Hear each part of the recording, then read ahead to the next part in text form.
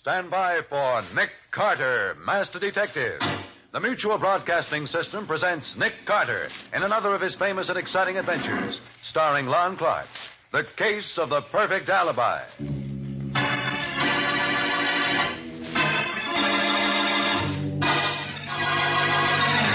Patsy, what's the idea of phoning me here? What's up? Well, Nick, you've got to come to the hotel right away, room 411, and bring that box with you. Oh, why, Patsy? What's the matter? I can't tell you, but don't say anything to Chief Brody. If you do, Patsy, something's wrong. What is it? No, nothing's wrong. Only...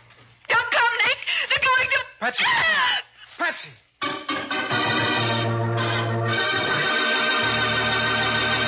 Now, Nick Carter, Master Detective, and the Case of the Perfect Alibi. It is midnight in the little upstate resort town of Lake Hillman. Chief Brody of the local police stands beside a flashy, expensive sedan. Behind the wheel is a dark, heavy-set man wearing a huge diamond on his left hand. His face disfigured by a jacket scar. So I run through a red light. So what? So you get a ticket, mister. Let's see your driver's license and the car registration. Sure. You fellas think you can come up here from the city and do just about anything you want. I aim to show you different. Here. Huh? Oh, the license. Give me it. Robert J. Hey, you ain't one of the Crane brothers that's mixed up in all them rackets down the city, are you? Am I? Sure you are. Remember last year when that brother of yours got sent to the electric chair for killing an officer? And from what I hear, this fellow Winston's going to get you and the other one before long, too. Yeah? Yes, and good riddance, I say. If you take my advice, mister, you'll get out of this town fast. As soon as you've paid your fine. We don't want your kind around here.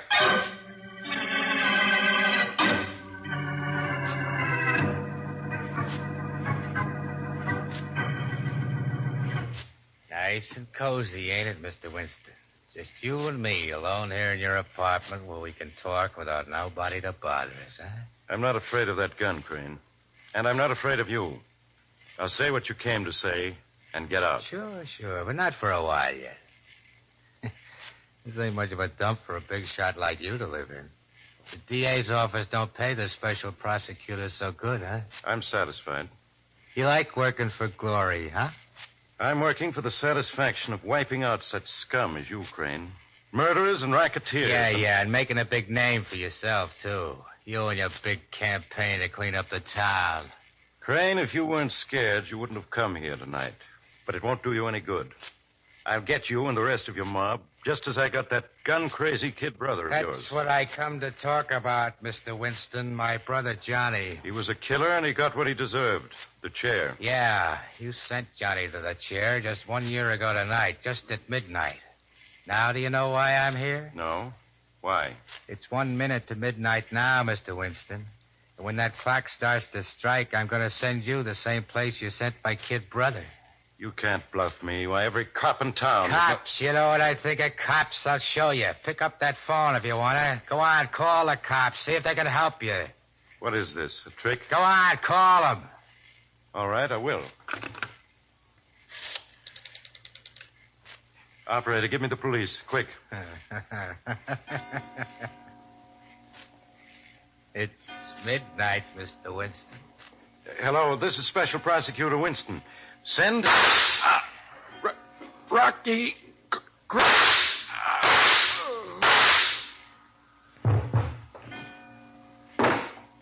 So long, Mr. Winston. Say hello to Johnny for me.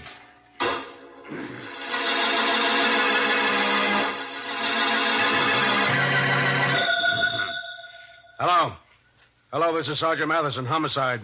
Sent out a call for Rocky Crane, suspicion of murder. Send a couple of boys to every one of those gambling houses he owns. And send a couple to his apartment. Notify the radio cars to watch out for a 1949 Cadillac sedan. Light gray and loaded down with chromium. License number 6...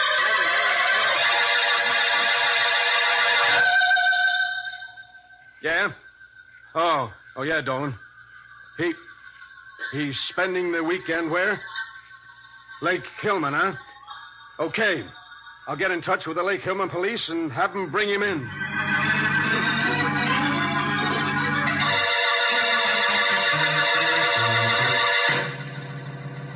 Look, Sarge, what's the idea of dragging me back to town in the middle of the night? Take a look out the window, Rocky. It's morning now. The sun's coming up. So what?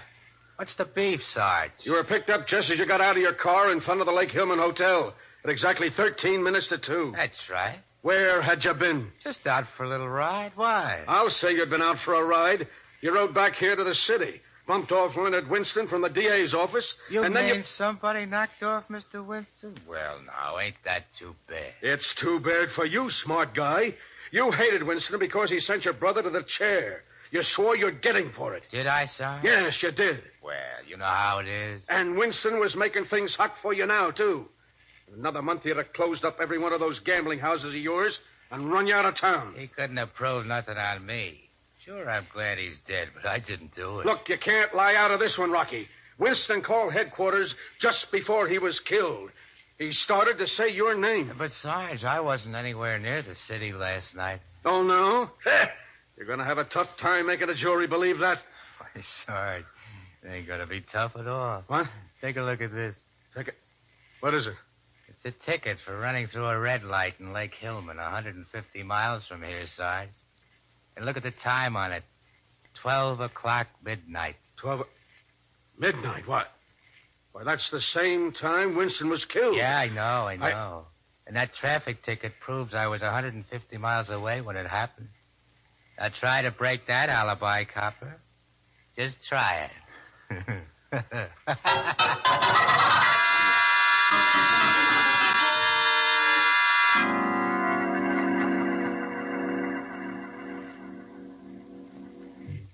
I had to turn him loose, Nick. There wasn't anything else I could do. I suppose you checked with the Lake Hillman officer who gave him the ticket, Matty. Why, of course I did. It was the chief of police himself. Well, the chief of police was directing traffic? Yeah, Patsy, you know how it is in those small towns. They've only got 3 men on the force, and on Saturday night, all of them have to turn out to take care of the traffic. You're sure he isn't mistaken about who was in Rocky's car? Nick, he swears it was Rocky. He described him to me. Then I showed him pictures of Rocky, and he swears it's the same guy. Well, just what you want me to do. Nick, look, I got to crack this case, and I got to have help. I'll bet anything Rocky Crane bumped off Winston, no matter what kind of an alibi he's got. Well, I suppose the biggest clue you've got is the fact that Winston tried to speak his name when he called headquarters. But, Patsy, we don't know that he was going to accuse Rocky of shooting him. Well, maybe not, Nick, but here is the clincher. Rocky knew that Winston was bumped off at midnight. Now, how did he know it unless he did the job himself? I sure didn't tell him. But, Matty, that's not proof that you can take before a jury. Oh, I know, Nick, I know. But somehow, some way, we've got to get that proof. Sergeant, do you think Chief Brody could be lying? I don't know, Patsy. I'd hate to think it, Well, but... then let's not think it until we've exhausted every other possibility. How about Rocky's brother, Red? Didn't you say he was at Lake Hillman, too? Yeah, Nick, Why, but what... Nick, Red's just as bad as Rocky, and he'd have had the same motive Rocky did for killing Winston. I'll bet You forget, Patsy. Huh? It was Rocky's name Winston tried to say on the phone. Yeah, and besides that, Red's got a better alibi than Rocky has. He is seen in the Lake Hillman Hotel about 11 o'clock and again at 12:30. Positive identification. Then maybe Red was driving Rocky's car when Chief Brody gave him the ticket. Look, Patsy, Rocky was driving his own car when Brody picked him up just before 2 o'clock. Okay, I give up. Well, just the same, Matty. A man can't be two places at the same time. Either you're wrong about Rocky's But being I'm killed. not wrong, Nick. I'll stake my life on it. All right, then. Something's wrong at the other end. Suppose Patsy and I drive up to Lake Hillman and try to find out what it is. Even if we learn nothing, I'll enjoy a drive out in the country with an attractive girl. And, Patsy, you're particularly attractive today in that new lavender dress.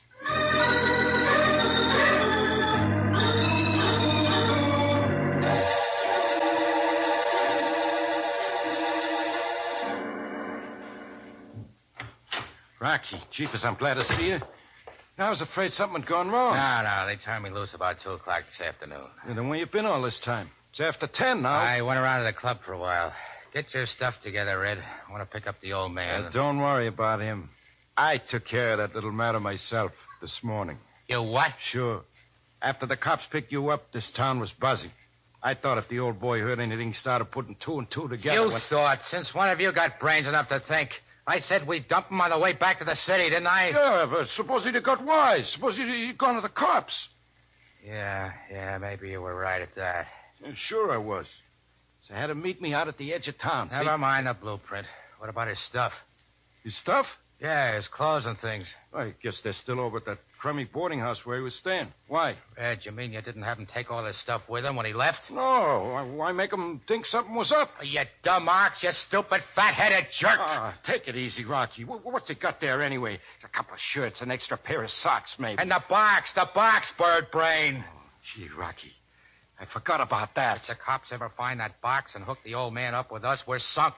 I might have known you'd louse things up for me. I can get it back, Rocky. I can go over there right now. Then get moving. And listen, Red. Yeah. Get everything else that belonged to him, everything. Let him think he skipped his room right and beat it.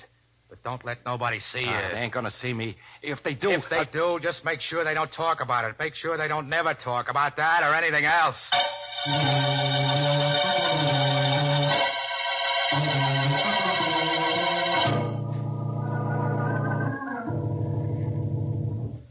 I'm glad you're still in your office, Chief Brody. I was afraid I'd miss you. You're just lucky, Mr. Carter. Comes 11:30 at night. I'm generally home in bed. What's on your mind? Sergeant Mathison tells me you positively identified Rocky Crane as the man you gave a ticket to at midnight last night. That's right, Carter. But, Chief, the sergeant is just as positive that Rocky Kane killed Winston. Not at midnight last night, he didn't. What makes the sergeant so sure it had to be Rocky? Well, Chief, the motive was revenge. Winston was killed exactly 1 year to the minute after Rocky's brother went to the electric chair for murdering a police officer. What about Well, it? don't you see? If it was revenge, Rocky would want to do it himself. And Matty swears that Winston even tried to give the police Rocky's name. Look here, Carter. I hate crooks and killers as much as anybody. But at midnight last night, Rocky Crane was here in Lake Hillman. I saw him. I gave him a ticket for passing the red light at the corner of Main and Elm Streets. And he passed that light precisely at 12 o'clock? That's what I said. I can't help feeling that somehow he's using you for an alibi. Well, if he is, I've got to give him that alibi. I've got no choice. Come in. Oh, Mr. Brody, I didn't know you were busy, but I was passing the courthouse and I saw the light in your Well, office. for Pete's sake, Emily Dawson. What are you doing out at this time of night? And all dressed up like it was Halloween? Oh, I'm just coming home from the junior class play. We gave Romeo and Juliet. I was the old nurse. You should have seen me. Alas, alas, my lady's dead. Oh, well a day. Oh, yes, I remember now. Meant to get to the play myself, but I've been so busy. Miss Bowen, Mr. Carter, this is Emily Dawson. Oh, how do you Hello, do? Emily. I'm worried about Mr. Worthington. I thought Who's that maybe... Mr. Worthington? Well, he's one of our boarders. The only one we've got this weekend, and I haven't seen him since right after breakfast. Well, after all, Emily, it's not quite 11:30 yet. Maybe he went to a movie or even to your play. Oh, but he didn't. He promised faithfully he'd come to the play, but he wasn't there, and he never goes to the movies. He told me so. Well, I still wouldn't worry, Emily. Just because a grown man isn't home by 11:30. Oh, something's happened. I'll bet he's been hit by a car and he's lying in a ditch somewhere. His poor, sightless eyes staring up at the cold blue sky. Emily, stop acting. The show's over. He hasn't been home all day, not even for dinner. Well, there's still no reason And he to... promised faithfully to come to the play tonight. Now, look, Emily, Mr. Carter and me have got important things to talk about. Now, you run along home, forget about it. If you won't do anything, I will. Well, what can you do? I'm going to telephone the Crystal Club in the city and ask them to notify his folks. Crystal Club? Yes, it's a kind of a residential hotel, Mr. Carter. He told me Nick, he the always... Crystal Club isn't a residential hotel. It's a gambling house. Oh, no. Not only a gambling house, it's one of a chain that belongs to the Crane brothers. The Crane brothers? Hey, Carter. I'd like to know why he's up here in Lake Hillman at this particular time. If you think Mr. Worthington is a gambler, you're wrong. He's an actor. An actor? Well, he used to be. After we got to be friends, he showed me his scrapbook. Why, he's played just about every kind of a part there is, I guess. Now, wait a minute. Miss Dawson, are you sure that Mr. Worthington didn't just pack up and skip out this morning? Of course, I'm sure. Well, I looked in his room after supper. Maybe he's come back home while you've been down here. Well, when Mama's there, you could phone her and ask. We'll do better than that, Miss Dawson. We'll go and see for ourselves.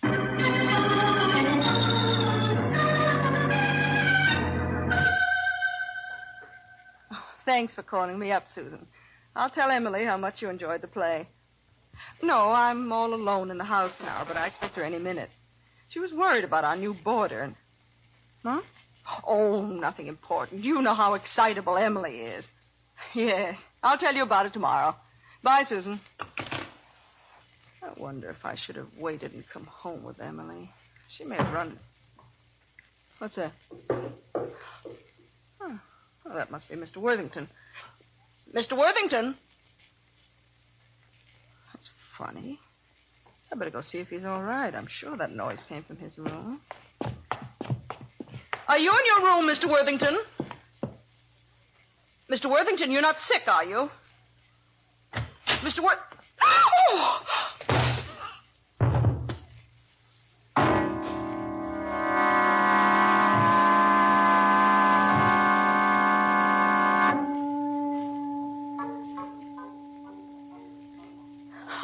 The doctor says your mother's going to be all right. Then why is she still unconscious? She has a slight concussion from that blow on the head, Emily. In a few days, she'll be as good as ever. But why would anyone want to hurt Mama? I'm afraid we'll have to blame your friend, Mr. Worthington, Emily. Mr. Worthington? I don't believe it. Oh, but don't you see, darling, he had some connection with those racketeers. But he's such a nice old man. Oh, Patsy, I'm more inclined to think that it was someone else. Someone who came here for his belongings. One of the Crane brothers? Maybe. What? And when Mrs. Dawson walked into the room, he socked her and got away. Then Worthington must have had something in his room that would incriminate them, some piece of evidence. Well, if he did, it's not there now. Everything that belonged to him is gone. Well, everything that was in the room is gone. What? I have his makeup box. You do? Yes, sir. Mr. Worthington was just wonderful with makeup, and he promised he'd fix me up to look like an old lady for the class play tonight, but he didn't come home, so I went up to his room and got it. Oh, where is it, Emily? Right over here on the mantel. Oh, I wouldn't have kept it or anything like that. I just wanted to... Let me see the box, please. Oh, yes, sir. I know Mr. Worthington wouldn't have minded my using it. He told me Now, that don't any worry, time... Emily. I'm not blaming you for the box. I'm glad you did. Now, let's see what's in here. Looks just like every other makeup box, doesn't it? A lot of old, dirty sticks of grease paint. Yes, but everything isn't old, Patsy. Here's a brand new bottle of collodion and a new bottle of spirit gum. Oh, the spirit gum is what they use for sticking on false beards. False mustaches, too. And collodion makes an excellent artificial scar. An artificial scar? Then maybe it wasn't Rocky that Chief Brody gave the traffic ticket to after all. Maybe it was Mr. Worthington, made up to look like him. It could be. With only a dim light from the dashboard on his face, it wouldn't be hard to get away with a disguise. No. Emily, tell me. Is Mr. Worthington a heavy-set man with a deep voice? Oh, no, Mr. Carter. He's little and skinny. He's got a high, sort of cracked-sounding A voice. man like that could never impersonate Rocky Crane, not with all the makeup in the world. No, but I know who could. You do? Patsy, get us a couple of rooms at the hotel. We won't be going back to the city tonight. All right, Nick, but what are we staying here for? I'm going back to see Chief Brody. I've got a nice new idea I want to test out.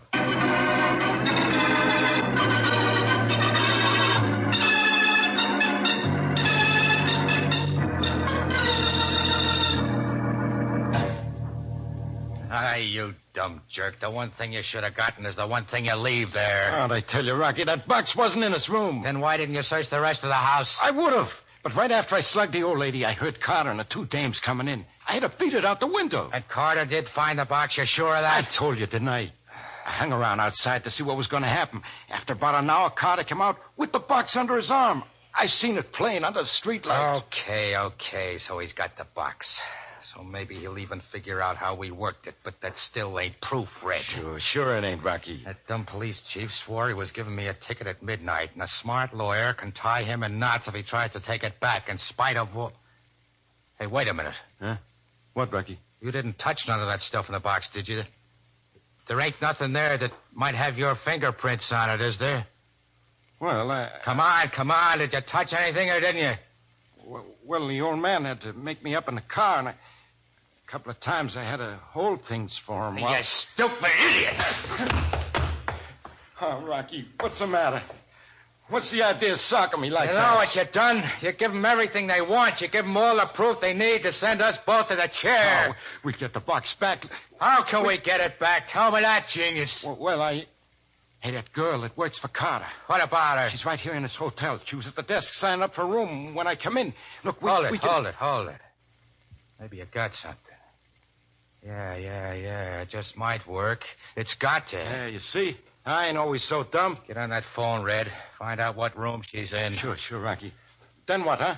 Never mind. You get her room number. I'll take care of the rest.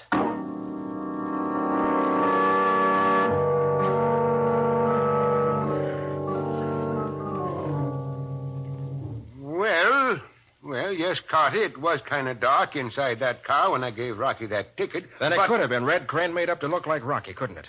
The difference in height wouldn't show with him sitting behind the wheel, and they both have the same type of face, big and beefy. Yes, I guess it could have been if he had some kind of black dye on that red hair of his. Not dye. Mascara. Oh. Something that he could wash out quickly.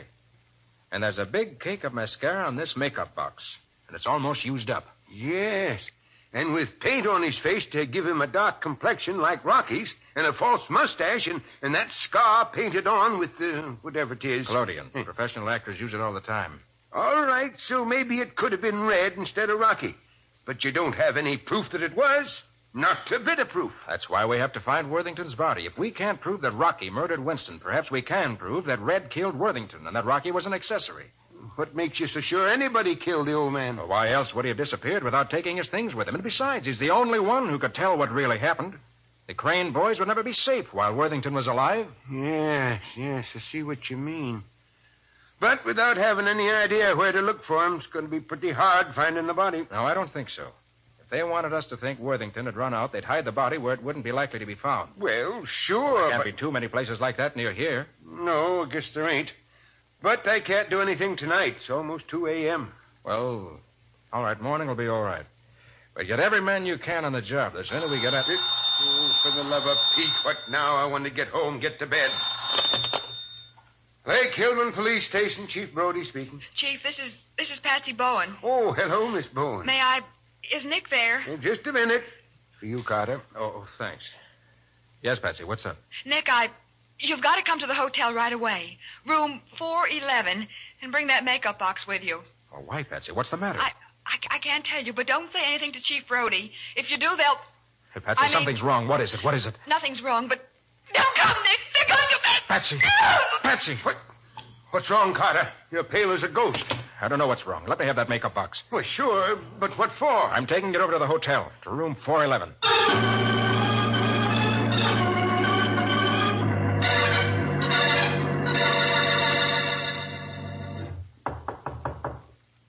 Come in, Carter. What's the score, Rocky? Where's Patsy? Sit down, Carter. Put your gun away. I've got one, too, you'll notice. What have you done with her? Nothing yet. And she ain't here in the hotel, so don't get any ideas. Where is she? I told you to sit down in that chair right across the table from me. You hurt her, I'll see. I haven't. She's with Red. If you do what I tell you to, I'll get him on the phone, and he'll have her back here in 5 minutes. Now sit down. Okay. But I'm keeping my gun pointed right at your belt. So what? You won't use it. Because if something happens to me, I can't make that phone call. It'll be too bad for the little lady. What do you want? I want that makeup box under your arm. If I let you have it, you let Patsy go? Right away? Yeah, sure. Now hand over that box and put away that gun. And leave you sitting there with a gun pointed at me? Oh, no. The way things are now, we're even. I've got you covered and you got me covered. But I got an ace in the hole, don't forget. Your girlfriend. If I don't make that phone call in the next 15 minutes, Red will... You're going to make that call, Rocky. I'm betting my life and Patsy's life that you're afraid to shoot it out. You'll lose that bet, wise guy. I'd just as soon die this way as in the chair, and if I do, you go with me. Not if I shoot first. Even if you shoot first, look at the way I'm holding this rod, propped against the table lamp, pointed straight at you. I've already pulled the trigger, Carter. The only thing that's keeping the hammer from falling is my thumb. So what? So if you shoot me, my thumb lets go of the hammer and you get a bullet. Not only that, the girl will too. Red's got his orders. Doesn't look as though I have much choice, does it? No, Carter. I'm holding all the aces. But I'm holding the joker, Rocky. Keep away from that gun, Rocky. You shot me. No, I didn't. I aimed at the gun itself. Your hand's only numb from the shot. Well, how? What? There's one bet you overlooked. Your gun was propped up and pointed at me, but my bullet knocked it aside and spoiled your aim. Okay, but Red still got the girl. You're forgetting that. I'm not forgetting anything. You're going to get on that phone and call Red. No, I ain't. You'd rather have me break your arm? I ain't making any call. Let her die. Don't make that. Don't stop. Are you going to make that call? Yeah. But let up on my arm. All right, over here to the phone. You better make it sound convincing. Oh, my arm. Just a reminder. Now go ahead. And remember, one wrong word. I won't try nothing. Okay. Take up that phone. Hello, desk. Give me room 619. No, you were lying. She is here in the hotel. Yeah, Red's Save your breath for Red. Hello, Red. It's Rocky. Yeah, everything's fine. I got it. You can let her go now. Don't argue with me. Do what I tell you. Tell him to come here. Alone. Red. Get yourself over to my room fast. But let the dame go first. Yeah, right. But make it fast. Now let go of my arm. Sure, Rocky. I'm through with you for now.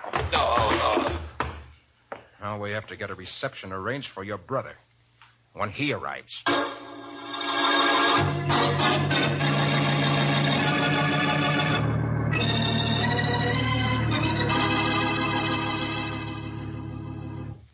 Nick, did they find Mr. Worthington's body?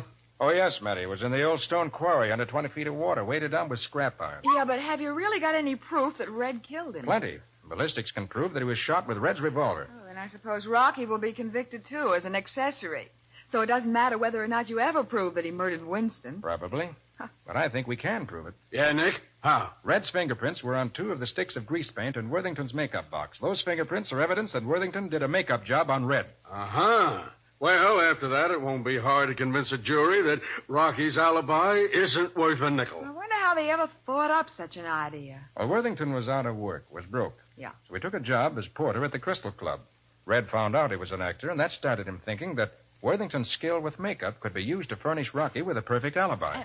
And the old man didn't even know he was mixed up in a murder plot? No, he was completely innocent. They told him they were going to play a practical joke on some friends of theirs. Well, just how did they work it, Nick? Well, the scheme worked like this, Matty. Rocky took Red's car, drove to the city, and killed Winston. In the meantime, Red picked up Rocky's car, met Worthington, got made up to look like Rocky, then intentionally ran through that red light and got a ticket. Well, one thing I can't understand is why Rocky allowed Winston to call the police just before he shot him. Well, that was part of his alibi.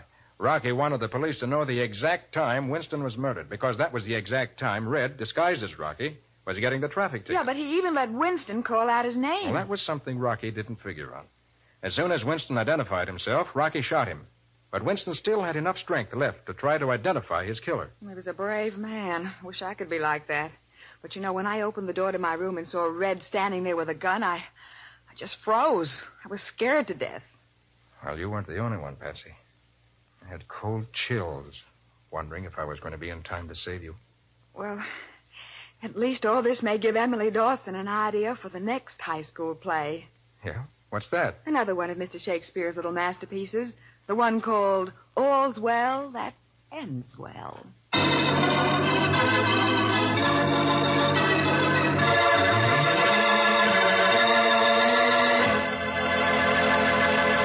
Oh, no thanks, Laura. Not tonight. Okay, bye. Who was that, Patsy? Laura Bruce. She wanted me to go to a seance with her. Can you imagine me going to a seance? Oh, why not? Spirit mediums can do wonderful things sometimes.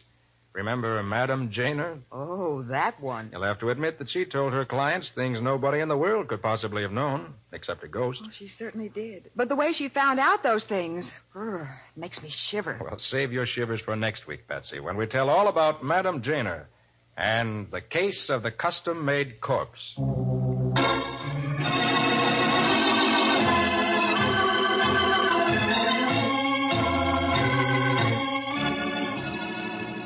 Nick Carter, Master Detective, is produced and directed by Jock McGregor and is copyrighted by Street and Smith Publications, Incorporated. Lon Clark is starred as Nick. Charlotte Manson is featured as Patsy. Ed Latimer plays Matty. Others in the cast were Bryna Raeburn, Ken Lynch, Maurice Tarplin, and Cameron Prudhomme. Today's script was written by Jim Parsons, with original music played by Henry Silverne. This program is fictional, and any resemblance to actual persons living or dead is purely coincidental. This is Phil Tonkin inviting you to be with us next week at this same time for the case of the custom-made corpse. Another adventure with Nick Carter, Master Detective.